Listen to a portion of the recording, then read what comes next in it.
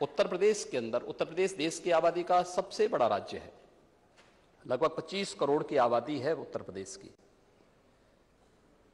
और इतने बड़ी आबादी का राज्य,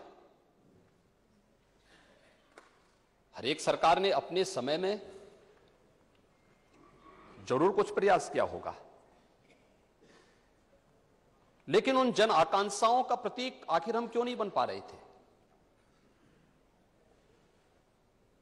जो उत्तर प्रदेश की आवश्यकता थी।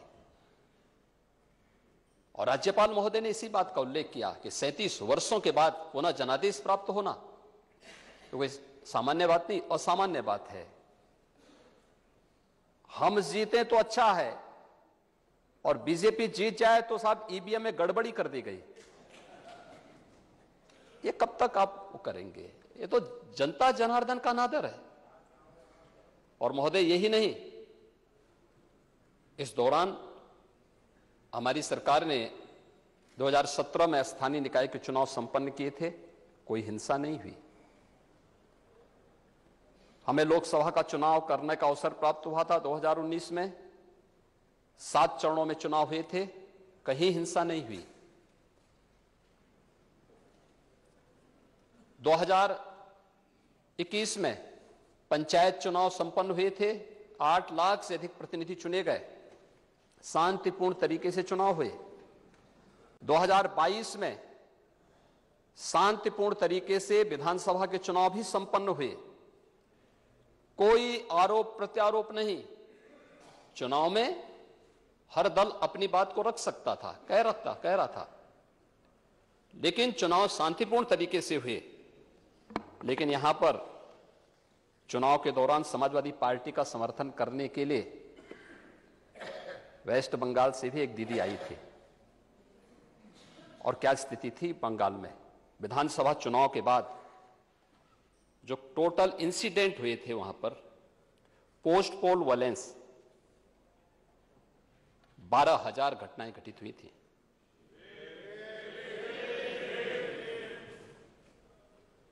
दो 294 विधानसभा सीटों में से 142 पर हिंसा की घटनाएं हुई थी, हिंसक घटनाएं घटित हुई थी। और यही नहीं, 25,000 बूथ प्रभावित हुए थे।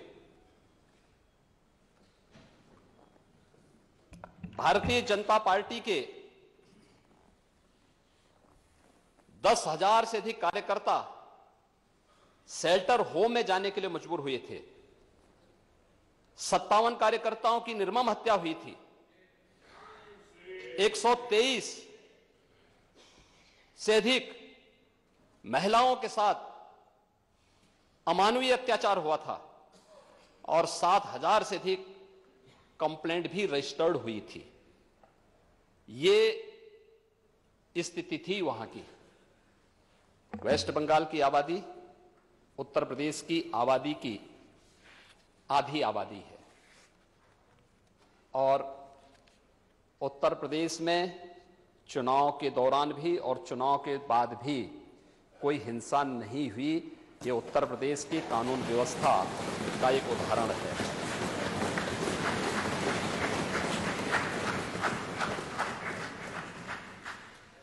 लेकिन क्या यहां पर भारतीय जनता पार्टी की अगर सरकार नहीं होती तो तब भी क्या ऐसे ही रहता?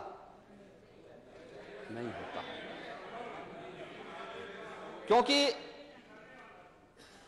हम लोगों ने, हमें हमारा नेतृत्व एक ही बात के लिए हमेशा आगाह करता है कि मिशन हमारा केवल सत्ता प्राप्त करना नहीं, हमारा मिशन देश होना चाहिए। देश के हित के लिए कार्य करना, और देश के लिए हित के लिए कार्य करने के लिए भारत ने संसदीय लोकतंत्र को अपनाया है, तो संसदीय लोकतंत्र की भावनाओं का सम्मान भी हमें करना होगा। उन संसदीय भावनाओं को सम्मान करके हमें आगे बढ़ना होगा, और उन भावनाओं को लेकर के यहां पर लगातार कार्य होता है। उन्हीं मुद्दों को लेकर के हम लोग चलते हैं, उन्हीं भावनाओं को लेकर के सम्मान भी दिया जाता है, वही कार्य होते हैं। और यही कारण था मार्च 17 में जब भारतीय जनता पार्टी नेतृत्व की सरकार प्रदेश में बनी थी, तो प्रदेश में सरकार बनने के बाद से कार्य प्रारंभ हुए थे। हमने कार्य किया। डबल इंजन की सरकार ने डबल और ट्रिपल स्पीड से काम किया, उसके परिणाम भी आए। ईज ऑफ डूइंग बिजनेस में हम रैंकिंग में भारी सुधार हुआ। ईज ऑफ लिविंग के लक्ष्य को प्राप्त करने में हमें सफलता प्राप्त हुई। हम लोगों ने हर एक फील्ड में काम करने का प्रयास किया। यहां पे उंगली उठाई गई, खासतौर पर पुलिस के बारे में। क्या ये सच नहीं कि 2016-17 तक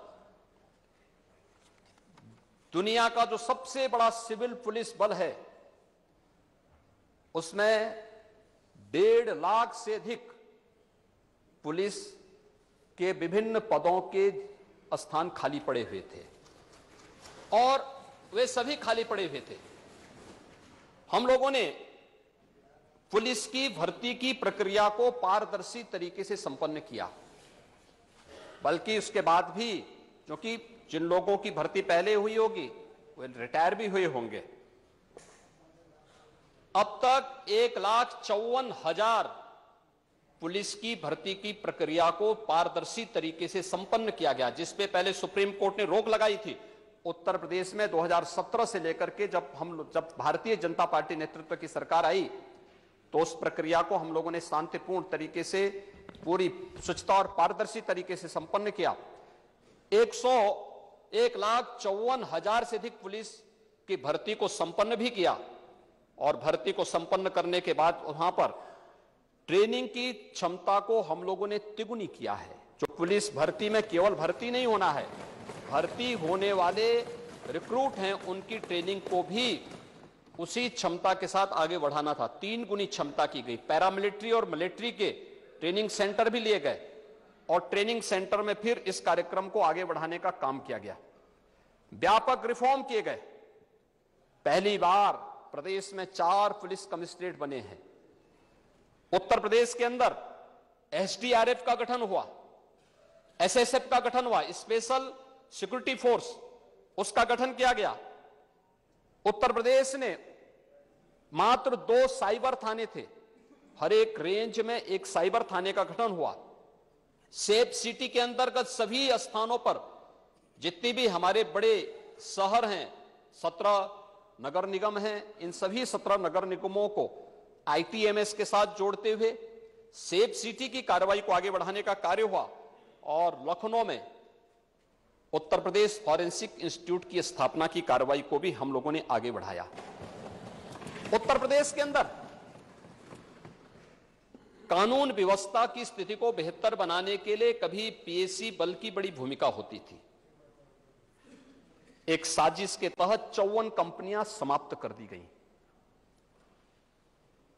उसका गठन ही नहीं होने दिया। पीएसी होती तो क्या मुजफ्फरनगर में महीनों महीनों तक कर्फ्यू रहता? पीएसी होती क्या बरेली में कर्फ्यू रहता? लेकिन पीएसी की यूनिट जितनी कंपनियां थी उनको एक एक करके बंद किया जा रहा था। भर्ती में व्यापक धांधलियां होती थी, भाई भतीजावाद किया जाता था, नौजवानों के जीवन के साथ खिलवाड़ किया जाता था, योग्य अभ्यर्थियों को नहीं लिया जाता था। और परिणाम क्या होता था? यूपी का नौजवान पलायन करता था। गोरखपुर में भी एक नौजवान ने आत्महत्या की थी, एलएलबी किया था। एलएलबी करने के बाद पुलिस भर्ती में सफल हुआ, लेकिन बाद में उसको उससे निकाल दिया गया। परिणाम क्या स्थिति थी? उसके बाद फिर उसे मौका नहीं मिल पाया, और फिर उसने घर में जाके सुसाइड किया। लेकिन 17 के बाद किसी भी भर्ती में कोई व्यक्ति ये नहीं कह सकता है कि इस भर्ती में कोई धांधली हुई है। और 1,54,000 पुलिस की भर्ती को संपन्न करने के साथ ही उस प्रक्रिया को आगे बढ़ाया गया।